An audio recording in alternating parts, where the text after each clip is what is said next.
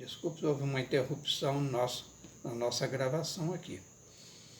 Então, bem-aventurados que choram, pois que serão consolados. Por que nós, espíritas, dizemos que o Espiritismo é a terceira revelação? Por que nós dizemos que ele é o Consolador prometido por Jesus? Sim. E por quê? Porque ele nos enche de esperanças. Ele descortina para nós uma realidade que até agora, como espíritos ainda, somente vendo à nossa frente os olhos, ainda frequentemente marejados de lágrimas, mas também, por vezes, entorpecidos pela dureza dos nossos corações, nós não conseguimos enxergar além do monte, e o Espiritismo vem descortinar essa nova realidade. Porque veja bem, o que é ser consolado? Fala assim, olha, você vai ser submetido a uma cirurgia. Eu falo, mas doutor, já está doendo tanto. Pois é. E o processo cirúrgico, como é que vai ser? Olha, vai doer um pouquinho, mas depois melhora. Ah, doutor, mas eu não aguento mais de dores. Então, malgrado a nossa vontade, a dor supera os nossos temores. E aí nós nos entregamos. Então, que seja feita. A vontade, neste caso, é para minimizar a dor, mas nos dizemos também que seja feita a vontade do Pai. Porquanto nós, ainda espíritos infantis, imaturos, nós não conseguimos abarcar nem sequer algo além da linha do horizonte terrestre. Imagine o insondável. Quanta sabedoria reside nas atitudes que o Pai nos coloca à disposição, nos recursos que nos são disponibilizados. Então, o Espiritismo é mais um desses recursos. A chamada terceira revelação, o Consolador prometido por Jesus. E este Consolador, segundo o registro do evangelista João,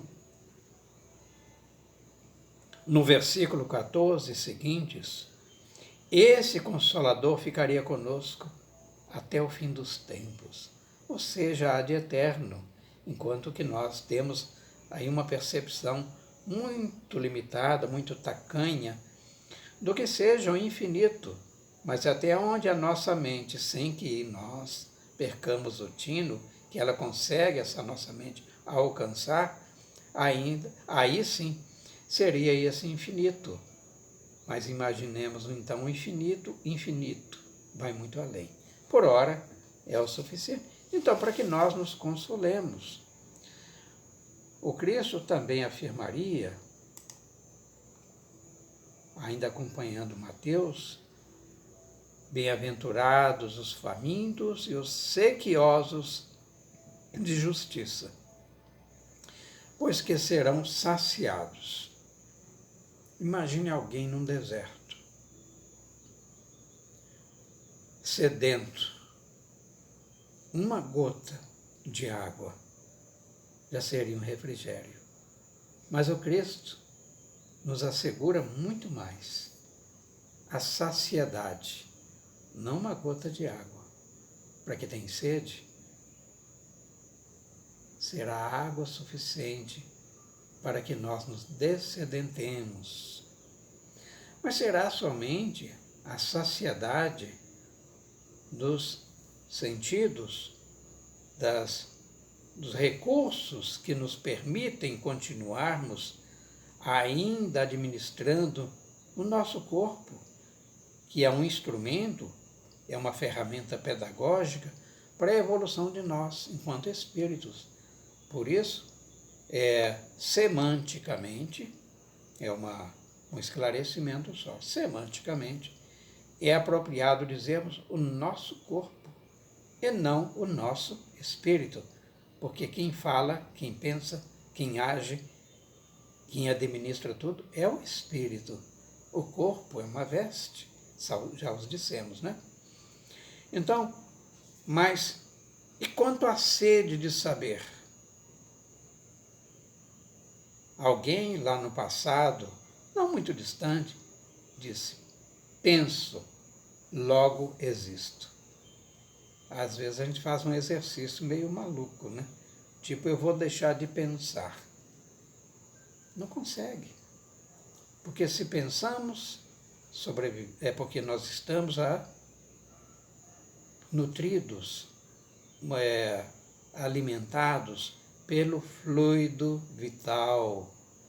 Este que, independente de estarmos vinculados a um corpo físico, que tem que ser vitalizado, mas o espírito, ser imortal, jamais consegue ficar inativo. E o pensamento é um veículo, é uma atividade. Pensar é criar, pensar é realizar, pensar é projetar. Mas então, temos necessidades de saciar-nos de saber, questionarmos-nos qual a razão da vida, muitas dessas, e aí é uma vertente do Espiritismo que nos esclarece, a filosofia. Por que existo? De onde eu venho? A filosofia é questionadora. E os benfeitores, já enviados pelo Mestre Jesus, porque não é preciso que Jesus venha pessoalmente, ele veio uma vez e foi o suficiente para apresentar os caracteres do verdadeiro homem de bem, para exercitar-nos, mostrar-nos como é ser um homem de bem. Falamos sobre isso ontem. Bom, mas então, ele nos asseverou isto, que seríamos saciados. Os afetos, muitas vezes aqueles afetos que nós mais queríamos, já não estamos mais na companhia deles. Não fisicamente, mas através dos laços que nos ligam a ele, são os laços dos afetos, então nós estamos conectados a eles. Esses laços não se rompem, mas aí olhamos uma cadeira onde não está mais aquele ou aquela objeto do nosso afeto, uma pessoa querida, olhamos o leito vazio e aí nós ficamos então necessitados de sermos saciados. Preenchida essa ausência, pois nós fomos contemplados com a afirmação de Jesus. Somos bem-aventurados. Nós seremos plenos destes nossos anseios, necessidades.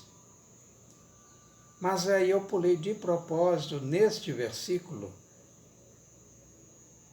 o bem-aventurado dos sequiosos de justiça. Sabemos que os códigos da justiça humana são extremamente, eu não diria falhos, mas são imperfeitos.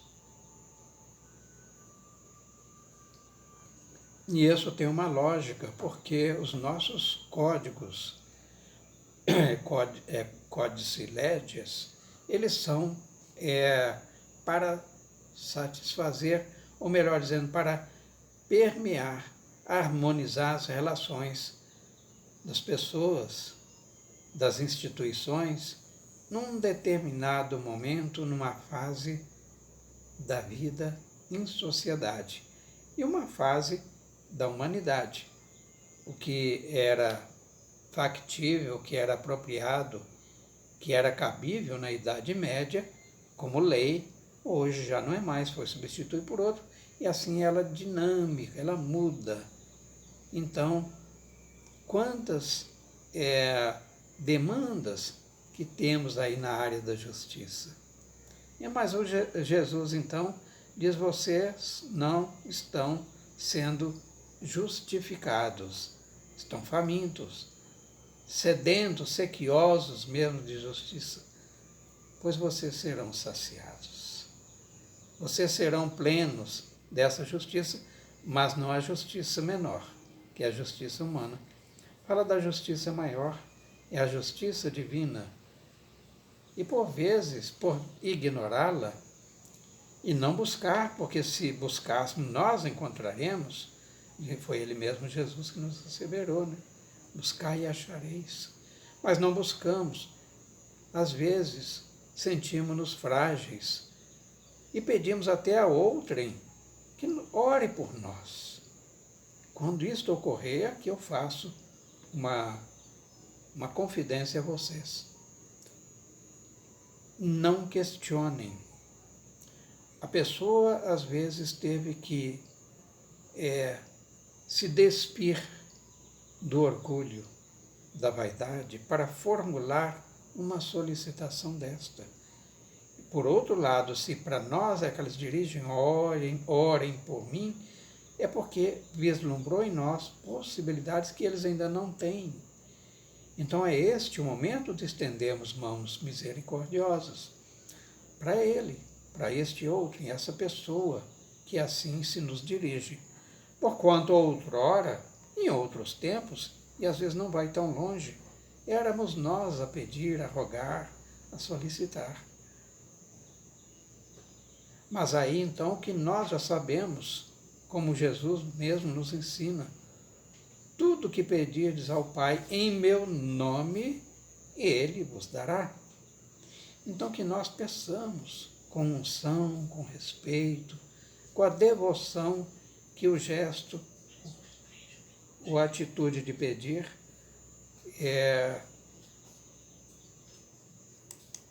nos facilita esta conexão com o divino. Então, quando nós pedirmos, seja para nós próprios ou para alguém que tenha sido aquele que nos solicitou, esta prece intercessória, então que sejamos nós os venturosos, os bem-aventurados, felizes,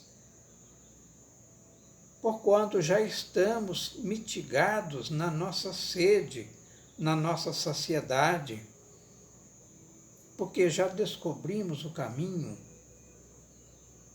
por onde se opera os mecanismos da justiça divina. Porquanto essa fímbria do manto, do véu, ou seja, o desvelar, revelar que estava encoberto, já está acontecendo. Como Jesus diria também em outros momentos, né? Que tivéssemos olhos de ver e ouvidos de ouvir. Porque os chamados profetas, sabemos, médiuns, seus emissários, nunca nos foram negados. Que a sua misericórdia é tão grande que ela nos alcança, aonde quer que estejamos. Queridos irmãos e queridas irmãs, vamos hoje dando por encerrado esse nosso encontro. Então nós ficamos no registro do evangelista Mateus, capítulo 5, versículo 4, 6 e 10. Esses 3 versículos. Para a semana que vem, retornaremos a partir deste ponto. Até lá, convido todos a folhearem o Evangelho e descobrir em cada frase, em cada palavra ali inserida, o seu verdadeiro sentido. Questionem-se, duvidem, mas não durmam com a dúvida. O saber é aquilo que nos vai saciar, saciedade do conhecimento, para que nós sejamos, afinal, felizes, bem-aventurados. Então vamos aqui encerrando. Eu gostaria também de fazer os nossos registros finais, agradecimentos a Sueli,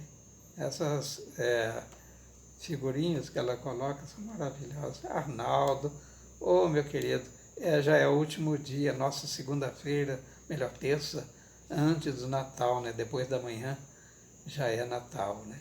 E à noite que o nosso Mestre Jesus veio até nós.